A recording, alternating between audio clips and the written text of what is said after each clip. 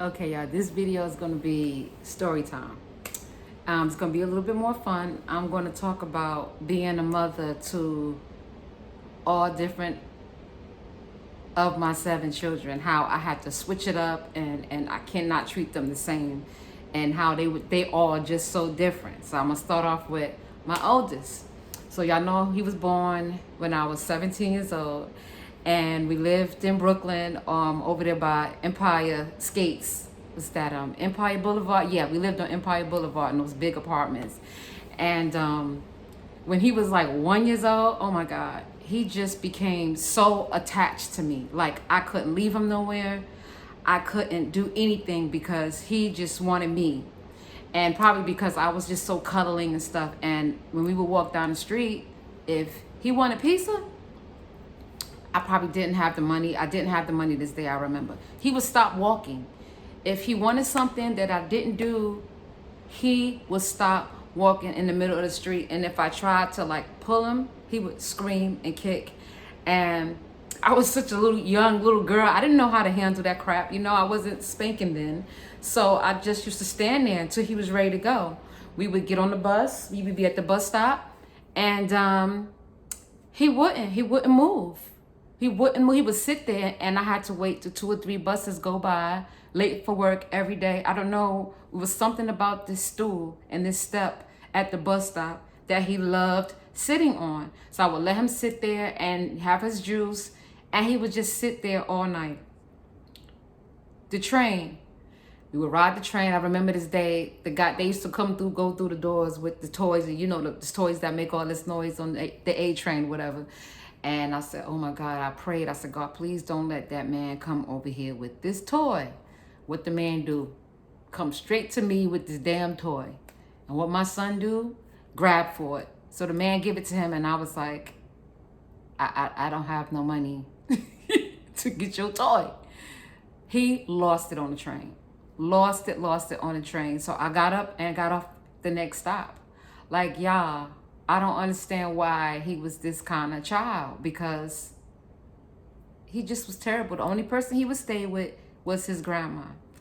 Then he stayed home with me until he was 5. He never been to daycare. Then in school, you know, we moved around the way, and I taught him how to fight because we moved into projects, and it was no way. He was outside and he was having a fight, and I saw him on the floor, and I jumped down the stairs. We was all the way on the 4th floor.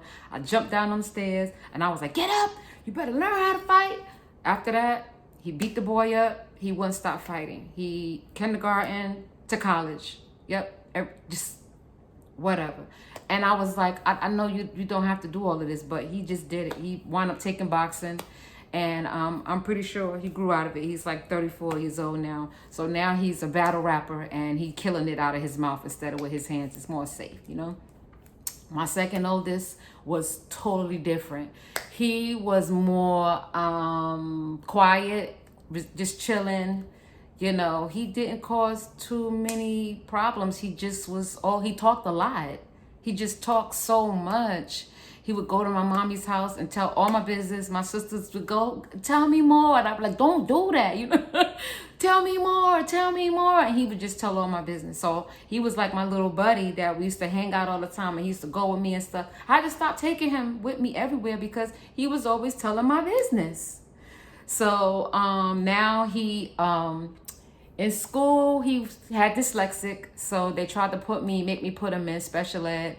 And they was like, you would get a check for him and everything every month with all the, you know, he can get a check. And I was like, my son will not be in special ed for the rest of his life because it carries him for the rest of his life. For a check? No, I wasn't doing that to him. So I was like, no, he'll make it. And he graduated 2 years later out of high school, but he did it. And guess what? He went to college. He made Mr. President at his school, and he graduated college come Lao. So he did his thing. My first oldest daughter was the 3rd child. She came. I was so happy I had a little girl. She had all this beautiful, beautiful hair. I played in her hair. She had one thing she used to do. Sorry, sis. But she used to eat out of the garbage. I don't know why. But she used to eat out of the garbage. Every time she went missing, I would go look for her. She was eating something out of the garbage, sitting on the floor, happily eating out of the garbage. Or she would come home. I would come home and go out to dinner. The next morning, she would wake up eating my leftovers from my dinner. I would go thinking like, okay, wait a minute.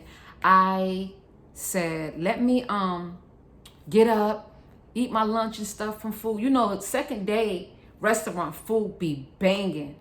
I get up happy. Who eating my food? My daughter.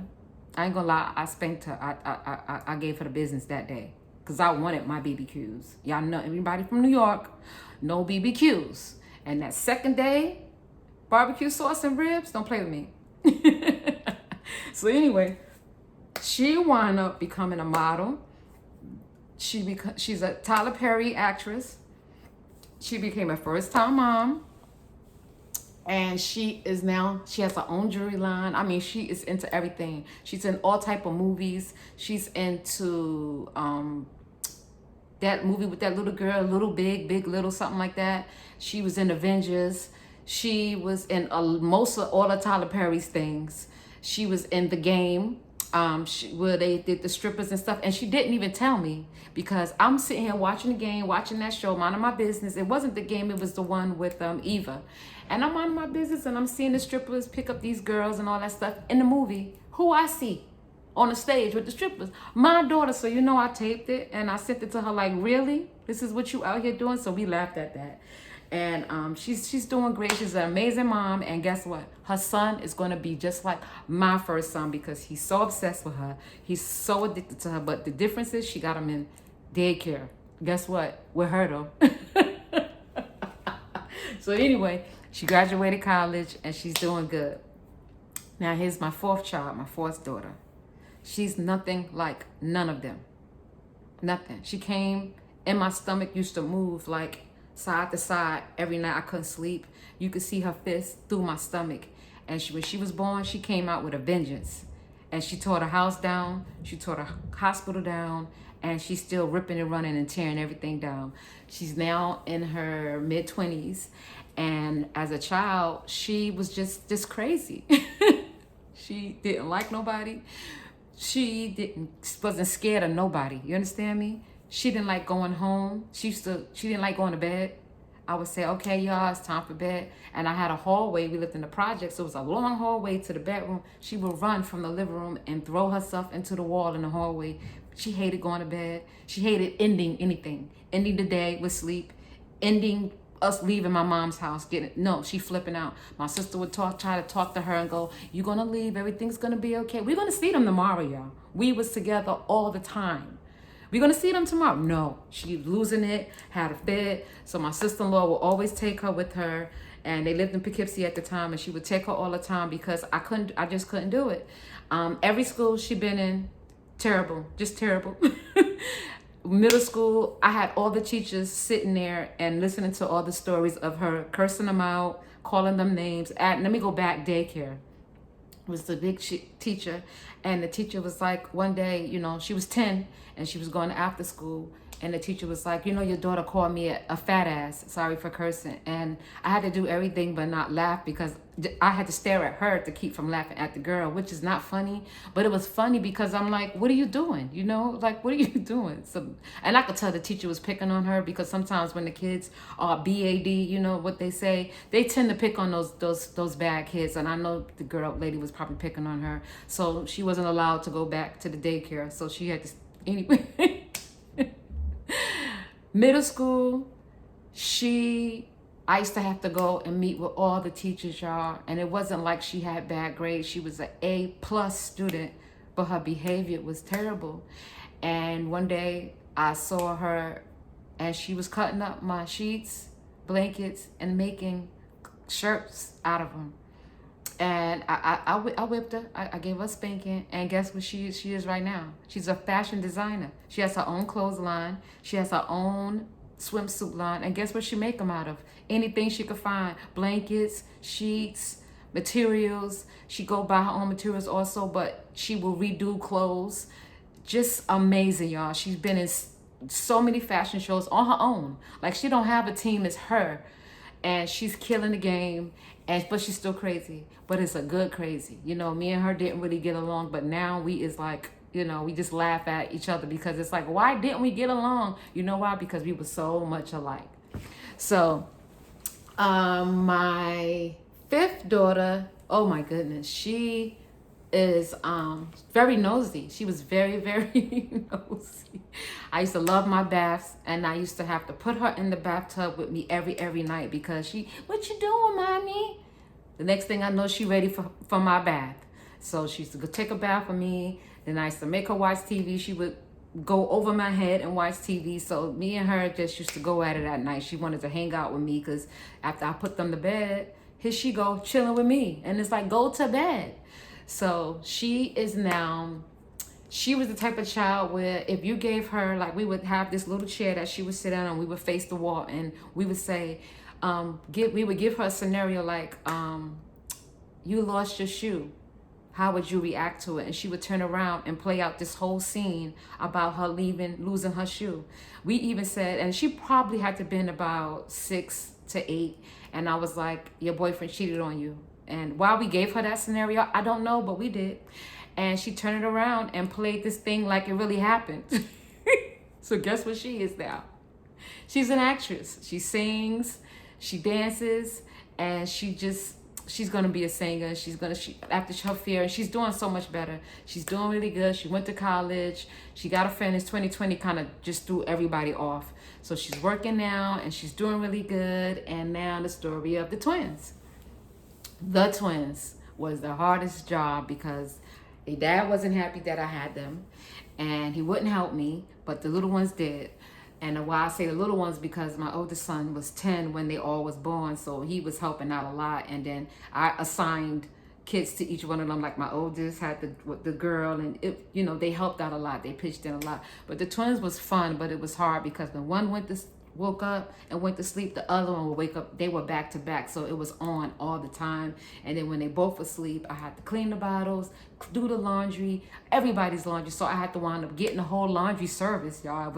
It cost me $200 a month to do our laundry times 8. You know what I'm saying? So the times that I didn't feel like doing laundry, y'all, guess what I did? Went shopping. My sister would tell you, I went shopping instead of doing the laundry because so much. We lived on the 4th floor. I didn't have no elevator. It was taking the shopper cart down the stairs, and I had too many kids by then. So I had a laundry service that would come, pick up my clothes, wash them, and fold them. And that's what I did. That's how we did it. We cleaned every Saturday. I would cut the music on. We would clean, and that's how it was.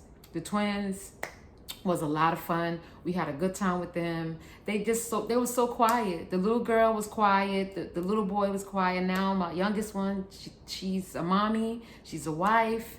She's doing great.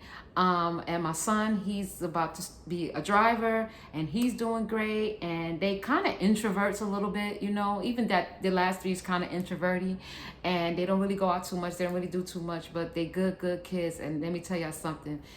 Raising these kids wasn't no joke because I had to be stern, and then raising the first floor 4 in Brooklyn, I was harder on them because it was like, y'all gotta do what I say, because they was crazy, not crazy, but Brooklyn kids.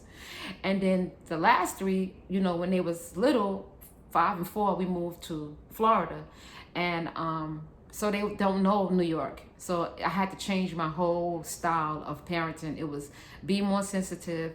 Don't be so hard, because they just, and then the third to the last one, she just wasn't having it anyway, because she always talked back, and I used to say, stop talking back, and she go, Mom, I'm not talking back, I'm just giving you my opinion. And I had to go, oh yeah, she's right. That's probably what the other ones used to do. But I had to learn to bring it back. And then them other ones came home from college and watched how I mothered the last 3, and was side-eye, and I'm like, who this woman? And why she's so nice to them, and why I couldn't have this mother. But they didn't understand that I grew up. I changed, I had to change for them. So now I just love on them and hug on them. I never told them growing up that I loved them the first floor. I didn't. I'm never gonna lie. I was never told that. So sometimes you kind of do what you was taught, and I didn't tell them that I love them. I tell them now, like, I'm proud of them. I love them. Every phone call, everything. But I wasn't that lovable then. So now I am. And I had to, like I said, I had to change my styling of mothering. So the last 3 really taught me how to calm down, relax. You're in a different environment. You have to be so angry. You don't have to be so hard. And food shopping was no joke. I had a whole closet. It was one, you know, when you go to the bins and it's like a closet, that was snack closet. It was nothing but chips, cookies, cakes, candy on each shelf. I shouldn't have did it, I know, but it did it. It was a mess. It was a mess, but we had a good time. And you know, it was hard, you know. Then I met my ex-husband, and he came in right away wanting to be a dad, and they made them call him daddy. And, you know, we didn't work out, but he was he did good with them, you know. But as far as the kids is concerned, they are amazing. Now I have 2 grandsons, and they so amazing, and they are my daughter's personalities to a T. To a T. And it's like they make little them, you know. They girls, but they sons are like them. They made little versions of them, just like all 7 of my kids is little versions of me in different ways. I'm telling you, like my oldest son is hilarious like me. We have dark jokes. My second oldest, he dresses nice. He makes sure, my oldest son is Alpha Phi Alpha. And my second oldest son, he made his own fraternity, Omega Phi. I don't remember. I don't want to get it wrong. But he's like, you know, Kappa kind of thing, you know, suits and ties everywhere he goes, shoes, not too many sneakers, dressed up, you know, presentable, you know. The third one, she's more like a prissy model walking the streets every day. She's going to do what she got to do. The 4th one is more of a fashion designer. Put it together, let's go, you know. The 5th one, she is in the middle of both of them. She keeps it cute, but she keeps it kind of hood a little bit with the crop top, which is cute, with the baggy jeans, which, you know, she keep it cute. And then the youngest 2, they stylish too, very, very stylish, especially the boy, very, very stylish, and love his chains, and they good dressing kids. And of course they get that from me because I think I dress nice. But it's fun having them because it's like having 7 best friends, and you're not supposed to be friends with your children. And unfortunately, I'm friends with them, but it's to a point where they respect me. You know, they know when I'm serious. They know when it's like, okay, bring it in, don't play with me. But other than that, we have a good time. One day I'm gonna have them come on, and I'm gonna let y'all meet them.